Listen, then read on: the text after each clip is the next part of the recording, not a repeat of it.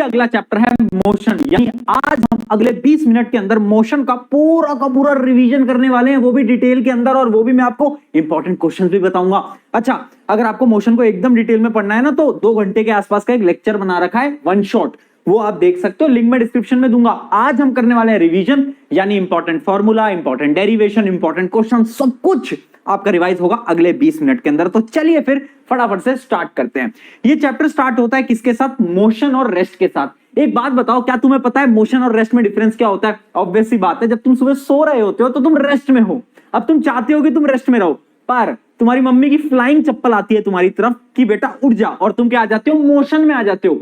यानी मोशन क्या है? जब आपकी पोजीशन बदलती है, आप चलने लगते हो, दौड़ने लगते हो। और रेस्ट क्या है? एक जगह पर आपकी पोजीशन सेम ही है, यानी टाइम के साथ आपकी पोजीशन नहीं बदल रही।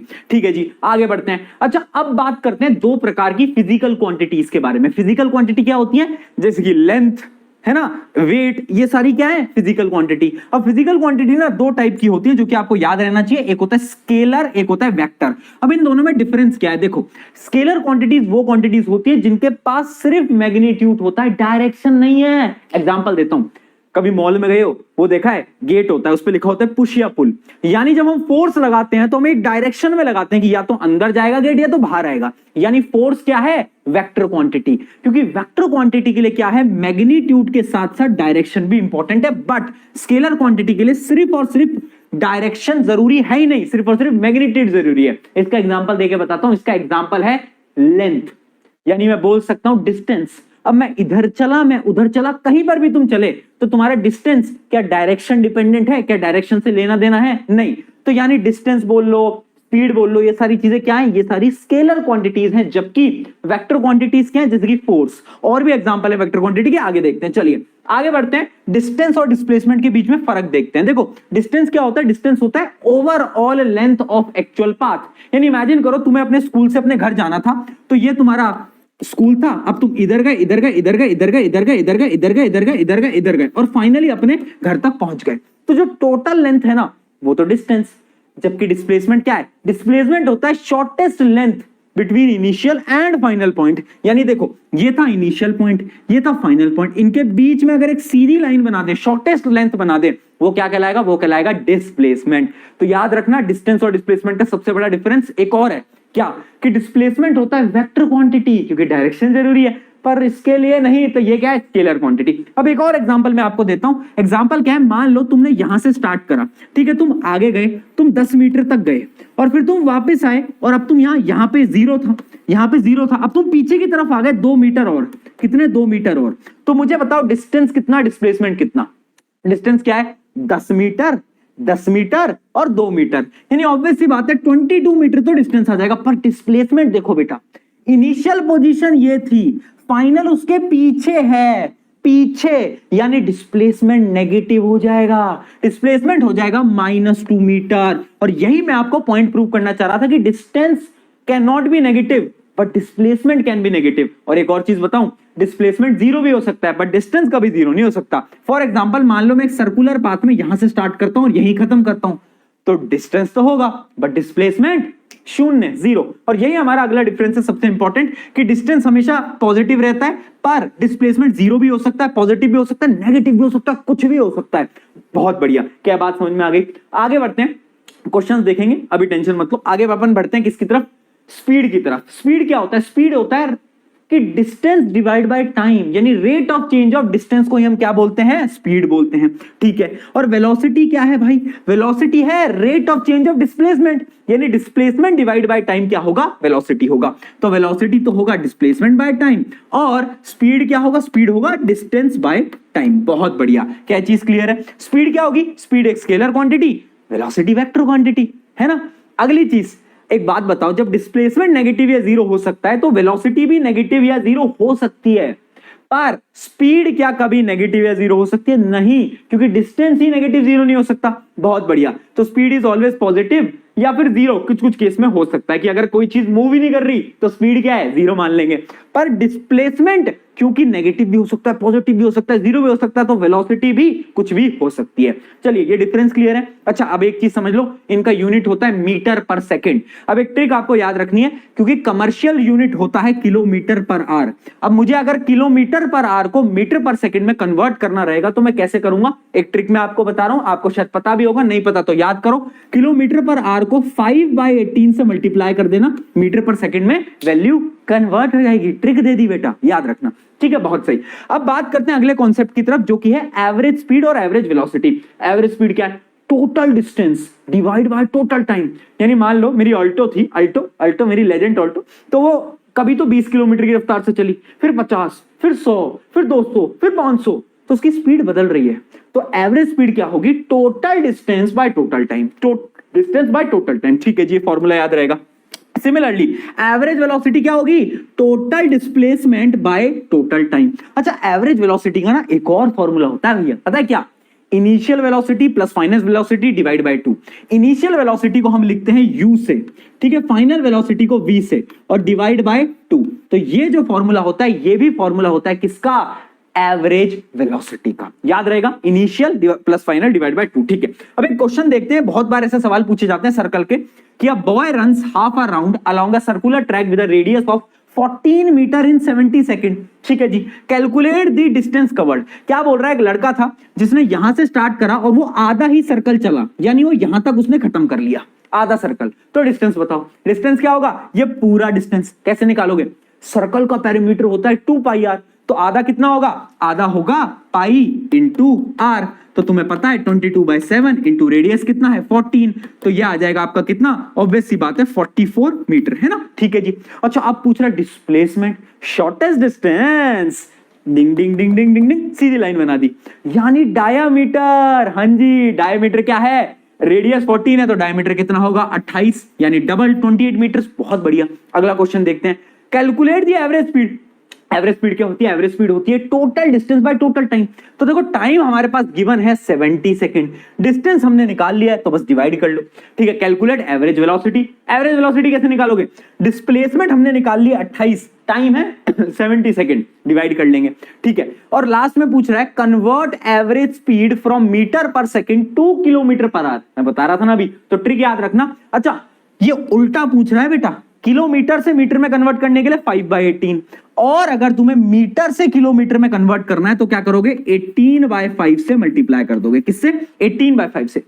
उल्टा है, बस ज्यादा दिमाग नहीं लगाना। ठीक है, चलिए। अच्छा डिटेल में इस लेक्चर को देख लेना अगर तुम्हें ज्यादा ही प्रॉब्लम आती है इस लेक्चर में, क्योंकि मैंने बहुत सारे न्यूमेरिकल कराए वन शॉट के अंदर। आगे देखते हैं। अब ऐसा एक क्वेश्चन आता है बहुत बार, क्या बोलता है कि एक चिंटू मिंटू सिंटू था जो कि पहले ईस्ट की डायरेक्शन में गया, ये नॉर्थ होता है, ईस्ट होता है, साउथ होता है, वेस्ट होता है, ईस्ट की डायरेक्शन में गया 10 मीटर, फिर वो गया किसकी डायरेक्शन में, नॉर्थ की डायरेक्शन में 10 मीटर, फिर उसके बाद वो आया वेस्ट डायरेक्शन में 5 मीटर। तो अब ये बताओ डिस्टेंस और डिस्प्लेसमेंट कितना है। तो डिस्टेंस कैसे निकालोगे, ऑब्वियसली बात है 10 + 15, पर डिस्प्लेसमेंट क्या होगा, ये शॉर्टेस्ट डिस्टेंस। अब ये कैसे निकालोगे, अच्छा ध्यान से देखना, यहां पर मैं एक लाइन ड्रॉ कर देता हूं, क्या ये राइट एंगल ट्राइंगल है। अच्छा राइट एंगल ट्राइंगल में क्या ये हाइपोटेनियस है, हाँ जी। बेस कितना है, यहां से लेकर यहां तक का डिस्टेंस कितना है, ये है 5 मीटर। कैसे पता, यहां से यहां तक का 5 है, ओवरऑल 10 था, तो बचा कितना 5 मीटर। ठीक है, ये कितना है बेटा, ये था 10 मीटर, तो ये है 10 मीटर।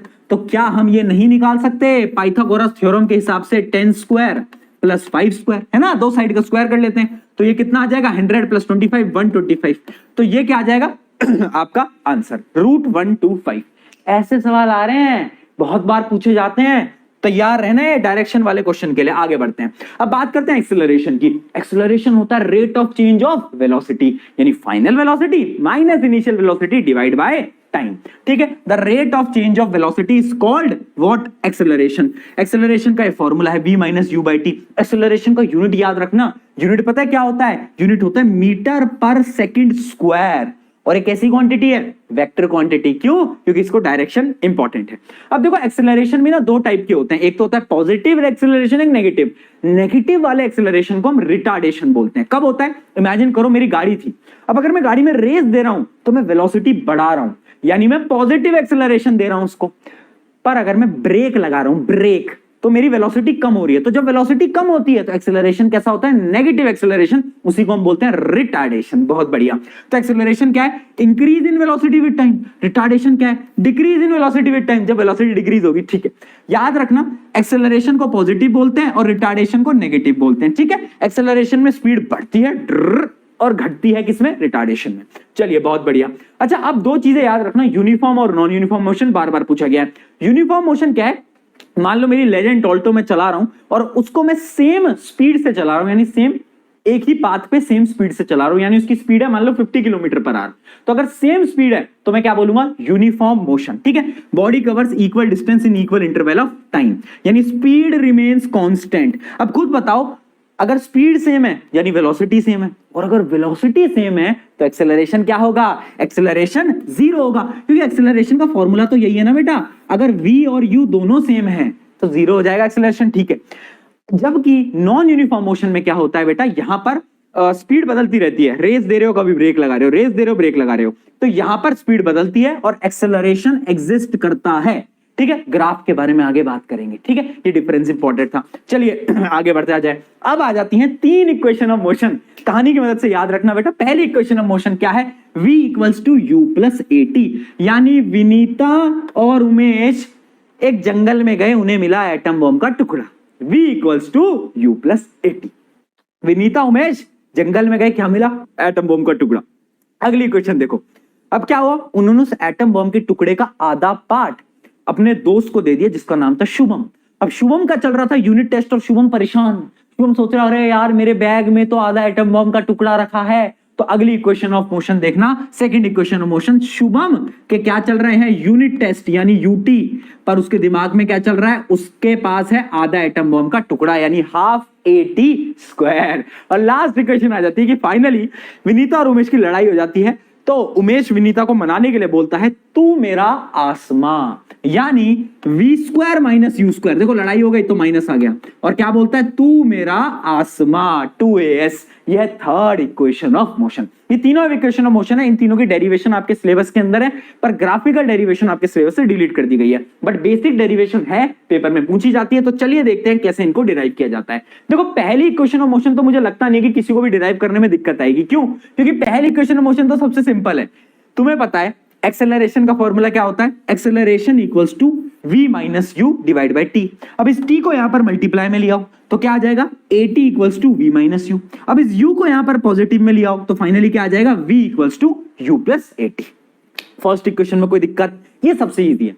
अब जो दो इक्वेशन ना, उनकी एक ट्रिक है मेरे पास। ट्रिक क्या है? तो मैंने एक फॉर्मूला याद रखना है, एवरेज वेलोसिटी। क्या होती थी एवरेज वेलोसिटी? एवरेज वेलोसिटी होती थी, याद कर लो बेटा फटाफट से। एवरेज वेलोसिटी का फॉर्मूला याद रखना हमेशा, जो कि है क्या? v plus you by two. बताया था ना फॉर्मूला। अच्छा, एवरेज वेलोसिटी क्या होती है? Total displacement by total time. ठीक है जी, ये चीज तो हमें पता है। अब देखो इस ही चीज की मदद से हम दोनों इक्वेशन सेकंड और थर्ड को डिराइव कर लेंगे। अब हम सेकंड इक्वेशन को डिराइव करने के लिए क्या करेंगे? मुझे ये फॉर्मूला पता है, ये क्या है? फर्स्ट इक्वेशन ऑफ मोशन, यानी ये जो v की वैल्यू है u प्लस एटी, इसको मैं उठाऊंगा और मैं इस जगह पर डाल दूंगा। किस जगह पर? इस जगह पर। तो जैसे ही मैंने इसको उठाकर यहां पुट करा तो क्या आ गया आपका? s by t equals to 2u plus a t by two. ये आ गया। क्यों? क्योंकि मैंने इस वैल्यू को यहां पर पुट करा। पॉज करके चेक भी कर सकते हो। ठीक है, अब मैं क्या करूंगा बेटा? मुझे कुछ नहीं करना है। अब इस t को मैं इधर मल्टीप्लाई में ले जाऊंगा तो क्या आ जाएगा? s equals to 2ut plus a t divide by 2। ठीक है, अब इस 2 को इन दोनों से डिवाइड करूंगा। पहले इससे डिवाइड करूंगा, फिर इससे डिवाइड करूंगा। जब इससे डिवाइड करूंगा तो 2 से 2 कट जाएगा, तो क्या आ जाएगा? ut आ जाएगा। और जब इससे डिवाइड करूंगा तो हाफ आएगा, तो ये आ गया ut plus half eighty square. ये रही आपकी डेरिवेशन जी, बहुत बढ़िया। सिमिलरली थर्ड भी हम इसी की मदद से करेंगे, इसी को उठाएंगे, पर अब एक चेंज करेंगे। तुम्हें इक्वेशन याद है? इक्वेशन कौन सी बेटा? v equals to u plus a t. अब मैं इस इक्वेशन से क्या करता हूं? टाइम की वैल्यू निकालता हूं। u को यहां पर ले जाओ, अब देखो टाइम की वैल्यू क्या आएगी? एक्सेलरेशन को यहां पर ले जाओ तो टाइम की वैल्यू आ जाएगी v minus u divide by a। अब इसी टाइम की वैल्यू को मैं उठाऊंगा, इस टाइम की वैल्यू को मैं उठाऊंगा और कहां पुट कर दूंगा? इस जगह पर। इसको रिप्लेस कर दूंगा। ठीक है उठा के पुट कर दिया तो क्या आ गया आपका? s डिवाइड बाय, यहां पर टाइम की वैल्यू लगा दी और ये आ गया। अब मैं क्या करूंगा? इसको ना यहां पर मल्टीप्लाई के लिए भेज दूंगा। मल्टीप्लाई हो जा भाई। तो जब मल्टीप्लाई के लिए भेजा तो फाइनली ये बन के आया। अच्छा, अब तुमने एक मैथ में एक फॉर्मूला पढ़ा होगा, a plus B multiply A minus B, A plus B multiply A minus B क्या होता है, A square minus B square. Formula पढ़ा है, तो ये क्या हो जाएगा, ऊपर वाली टर्म हो जाएंगी v square minus u square, और इस 2a को मैं यहां पर भेज दूंगा, तो फाइनली क्या आ गया, 2as equals to v square minus u square. समझ आया, मजा आया, बहुत बढ़िया। तो ये बहुत शानदार ट्रिक है, इसकी मदद से आप क्या कर सकते हो, इक्वेशंस को डिराइव कर सकते हो। एक दो बार प्रैक्टिस करोगे काम चल जाएगा। अच्छा इसकी न्यूमेरिकल कहां आते हैं, न्यूमेरिकल की एक ट्रिक बता रहा हूं। यहां पर 5 क्वांटिटीज है, क्या है, V U A T और S यानी डिस्प्लेसमेंट। हर क्वेश्चन में आपको 3 चीजें गिवन होंगी, हाँ 3 चीजें गिवन होंगी, बाकी 2 चीजें पूछेगा। अगर 3 चीजें गिवन नहीं है तो क्वेश्चन गलत है, मैं गारंटी दे रहा हूं इस बात की। 3 चीजें गिवन होंगी। फॉर एग्जांपल एक क्वेश्चन देखते हैं, उससे क्लैरिटी मिलेगी। ये देखो question, a bike is moving with an initial velocity 5 metre per second and accelerates uniformly. सबसे पहले देखो इनिशियल वेलोसिटी गिवन है, ट्रिक देख लो बेटा कैसे सोल्व करते हैं। एक्सेलरेशन भी गिवन है, एक्सेलरेशन क्या गिवन है, 3 मीटर पर सेकंड स्क्वायर। ठीक है जी, अब हमसे क्या पूछ रहा है, पहला what will B its velocity after 10 second, sorry 4 second, यानी मुझे टाइम दे दिया भैया। अब देखो 3 चीजें मिल गई ना, निकालना क्या है, पहले क्वेश्चन में निकालना है वेलोसिटी यानी v निकालना है। अब मुझे बताओ कौन सी इक्वेशन लगाऊं, दिमाग लगाओ, v equals to you plus a t है ना, तो उस इक्वेशन से v निकाल सकता हूं, v equals to you plus a t लगा लोगे भैया। बताओ दिमाग लग रहा है, यहां पर v निकालना है, 3 चीजें गिवन है, कौन सी इक्वेशन लगाओगे, ये वाली इक्वेशन लगाओगे। u की वैल्यू भी है, a की वैल्यू भी है, t की वैल्यू भी है, तो सॉल्व कर लेना, मैं सॉल्व नहीं करा रहा हूं क्योंकि रैपिड रिवीजन है, ऑब्वियस सी बात है। अगला, how much distance will it cover in this time, यानी वो कितना डिस्टेंस कवर करेगा। अब देखो बेटा कौन सी इक्वेशन हम यूज कर सकते हैं, यहां पर हम यूज कर सकते हैं सेकंड इक्वेशन, क्योंकि हमें डिस्टेंस या डिस्प्लेसमेंट निकालना है। s equals to u t plus half a t square. देखो बेटा u भी था, a भी था, t भी था, s निकाल देंगे, इक्वेशन में पुट कर, ऐसे दिमाग लगाना पड़ता है। 3 चीजें गिवन है तो सब निकाल लोगे। और लास्ट चीज, what will be the distance covered when the bike reaches the speed of 29 metre per second, यानी अब हमें फाइनल वेलोसिटी गिवन है। फाइनल वेलोसिटी देखो 29 मीटर पर सेकंड गिवन है। देखो अब हमें क्या गिवन है, अब हमें v गिवन है 29 मीटर पर सेकंड, और हमसे पूछ क्या रहा है, हमसे पूछ रहा है कितना डिस्टेंस कवर करेगा। कौन सी इक्वेशन लगाऊंगा, अगर तुम्हें याद हो v square minus u square equals to 2as, है ना। देखो फाइनल वेलोसिटी भी है, इनिशियल तो वही है 5 मीटर पर सेकंड, और एक्सेलरेशन भी कांस्टेंट है, तो क्या मैं डिस्प्लेसमेंट नहीं निकाल लूंगा, बोल दो, हाँ बहुत बढ़िया। तो ऐसे क्वेश्चंस को सॉल्व करना रहता है, 3 चीजें गिवन होंगी, चौथी पांचवी निकाल लोगे, बहुत इजी है, मजा आ जाएगा, बहुत बढ़िया। पेपर में सवाल आते हैं बार बार, तो प्रैक्टिस कर लेना, और याद रखना लास्ट में यूनिट लिखना मत भूलना। जैसे वेलोसिटी का यूनिट है मीटर पर सेकंड, एक्सेलरेशन का यूनिट होता है मीटर पर सेकंड स्क्वायर। ये सारी चीजें तुम्हें भूलनी नहीं है, क्योंकि these are really very important. चलिए अगले टॉपिक की तरफ, जो कि है यूनिफॉर्म सर्कुलर मोशन, उसके बाद अपन ग्राफ समझेंगे। देखो यूनिफॉर्म सर्कुलर मोशन क्या है, अगर मैं एक सर्कल में घूम रहा हूं और मेरी ना स्पीड सेम है, क्या बोल रहा हूं मैं एक सर्कल में घूम रहा हूं बेटा, मान लो ये गाड़ी में चला रहा हूं और मेरी स्पीड सेम है, तो सवाल ये आता है क्या यहां पर एक्सेलरेशन 0 होगा। बहुत सारे लोग बोलते हैं 0 होगा, बट तुम्हारा आंसर गलत है। देखो तुम सर्कल में घूम रहे हो, तुम्हारी स्पीड तो सेम है, ठीक है, पर तुम्हारी डायरेक्शन बदल रही है। वेलोसिटी किस पे डिपेंड करती थी, डायरेक्शन पे, वेक्टर क्वांटिटी। हाँ, यानी स्पीड तो कांस्टेंट है यूनिफॉर्म सर्कुलर मोशन में, बट क्योंकि डायरेक्शन बदल रही है तो वेलोसिटी क्या होगी, चेंज होगी। और तुम मुझे खुद बताओ, अगर वेलोसिटी चेंज होगी तो क्या एक्सेलरेशन एग्जिस्ट करेगा, हाँ बिल्कुल करेगा। तो यूनिफॉर्म सर्कुलर मोशन के अंदर एक्सेलरेशन होता है, बार बार पूछा गया है, याद रखना की points. Speed remain constant but direction changes, since direction changing velocity changes making it and accelerated motion. बार बार पूछा गया है यूनिफॉर्म सर्कुलर मोशन में क्या एक्सेलरेशन होता है। बच्चे देखते हैं यूनिफॉर्म नाम देखते हैं और नो लिख देते हैं, बट होता है, याद रखना, क्योंकि उसमें डायरेक्शन बदल रही है। ठीक है, the circle the acceleration is directed towards centre and it is called centripetal acceleration. इसको अपन ग्रेविटेशन वाले चैप्टर में पढ़ लेंगे। ठीक है, अच्छा अब इसमें अगर तुम्हें स्पीड निकालनी है, वेलोसिटी निकालनी है, तो कैसे निकालोगे। डिस्टेंस क्या है ओवरऑल, 2πr है ना, सर्कल का सरकमफेरेंस डिवाइड बाय टाइम, तो इस फॉर्मूले से तुम स्पीड निकाल सकते हो। चलिए, फ्री फॉल अंडर ग्रेविटी। अब ये वाले जो क्वेश्चन हैं ये ग्रेविटेशन चैप्टर के अंदर आते हैं, एनसीईआरटी के अंदर इस चैप्टर में नहीं है, बट मैंने वन शॉट के अंदर सारे क्वेश्चन ये वाले भी कराए हैं। जब भी किसी चीज को ड्रॉप करते हैं या किसी चीज को ऊपर फेंकते हैं, तो वो जो न्यूमेरिकल्स आते हैं उसमें से वो न्यूमेरिकल्स मैंने वन शॉट में कराए, इधर मैं रैपिड रिवीजन में ग्रेविटेशन के अंदर कराने वाला हूं। ठीक है जी, चलिए अब आते हैं इस चैप्टर के लास्ट कॉन्सेप्ट की तरफ, जो कि है graphical and one of the most important. Paper के अंदर सवाल फंसेगा ही फंसेगा। देखते हैं ग्राफ्स क्या क्या होते हैं। सबसे पहला ग्राफ देखते हैं बेटा, डिस्प्लेसमेंट टाइम ग्राफ। देखना, अगर तुम ध्यान से देखोगे तो ये ग्राफ की लाइन सीधी है। इसका क्या मतलब है कि टाइम बढ़ता जा रहा है बट डिस्टेंस नहीं बढ़ रहा, डिस्टेंस सेम है। देखो मान लो 20 मीटर था, ये y एक्सिस है, ये y एक्सिस है, ये x एक्सिस है, ये सेम है। यानी इस ग्राफ के अकॉर्डिंग क्या है, तुम सो रहे हो यानी तुम रेस्ट पे हो। बहुत बढ़िया। अगला देख के बताओ, s और t का ग्राफ है, डिस्प्लेसमेंट टाइम ग्राफ, सीधी लाइन। अब समझना बेटा, ऐसी तुम्हें कोई लाइन दिखती है ना जो यहां से स्टार्ट होती है, उसको हम बोलते हैं स्लोप। और स्लोप का फॉर्मूला होता है y axis divide by x axis. y में कौन है बेटा, डिस्प्लेसमेंट, x में कौन है, टाइम, और डिस्प्लेसमेंट बाय टाइम क्या होता है, वेलोसिटी।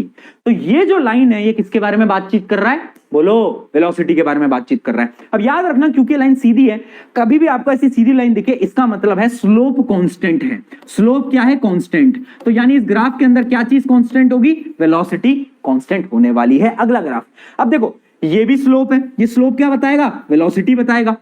लेकिन अब यहां पर टेढ़ी मेढ़ी स्लोप है, यानी इंक्रीजिंग है, तो वेलोसिटी कांस्टेंट नहीं है, सेम नहीं है, इंक्रीज हो रही है। क्या हो रही है बेटा, इंक्रीज हो रही है। चलिए आगे बढ़ते हैं। अब आते हैं वेलोसिटी टाइम ग्राफ की तरफ। अगर तुम्हें वेलोसिटी टाइम ग्राफ ऐसा सीधा दिख जाए, इसका बेटा क्या मतलब है, बताओ कि वेलोसिटी सेम है, यानी बॉडी रेस्ट पे नहीं है, मोशन पे है। और कैसे मोशन पे, यूनिफॉर्म मोशन पे। अच्छा मुझे बताओ, क्या यहां पर एक्सेलरेशन एग्जिस्ट करेगा, नहीं, एक्सेलरेशन जीरो होगा। क्यों, क्योंकि यूनिफॉर्म मोशन है, वेलोसिटी सेम है, एक्सेलरेशन जीरो रहेगा। सिमिलरली इस क्वेश्चन के अंदर वेलोसिटी बदल रही थी, वेलोसिटी इंक्रीज कर रही थी, तो यहां पर एक्सेलरेशन एग्जिस्ट करता। पर सेम इस क्वेश्चन के अंदर वेलोसिटी सेम थी, एक्सेलरेशन नहीं होता। एक्सेलरेशन क्या है, चेंज ऑफ वेलोसिटी। चलिए अगला क्वेश्चन। अब मान लो वेलोसिटी टाइम ग्राफ के अंदर लाइन या तो ऐसी है या तो ऐसी है। इसका क्या मतलब है, स्लोप। वेलोसिटी टाइम ग्राफ के अंदर स्लोप कौन बताता है, बताओ, v बाई टी क्या होता है बेटा, एक्सेलरेशन।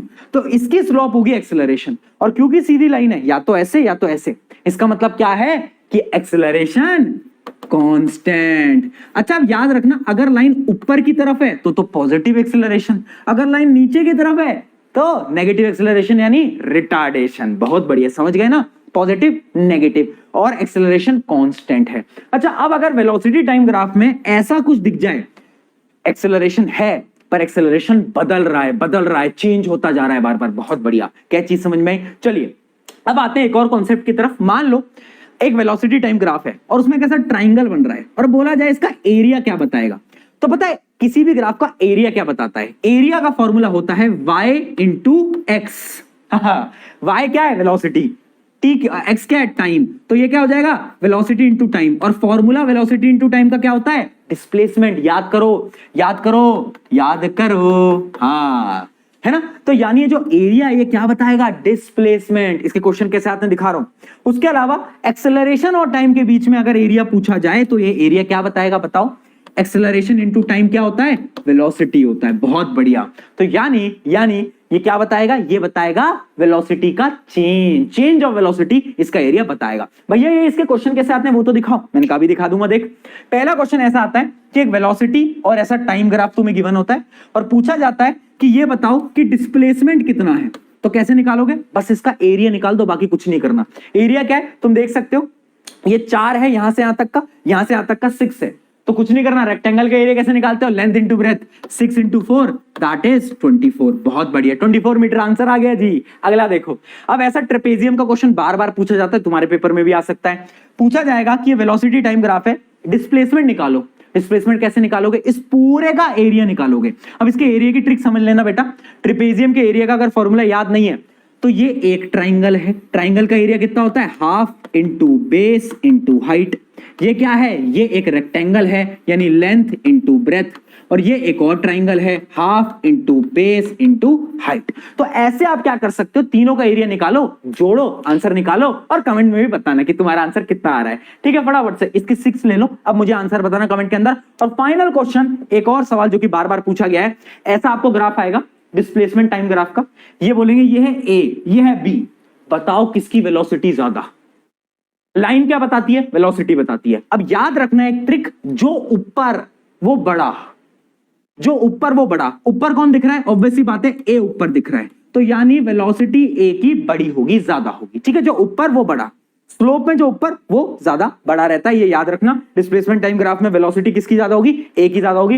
अब आ जाता है आपका होमवर्क क्वेश्चन, जो कि आप मुझे कमेंट में बताओगे, फटाफट से मुझे कमेंट में बताना। चलिए टेक केयर, अगला लेक्चर कौन सा चाहिए वो कमेंट में भी मुझे जरूर बताना, बट ये क्वेश्चन इंपॉर्टेंट है। चलिए टेक केयर, गुड बाय, मिलते हैं नेक्स्ट लेक्चर के अंदर।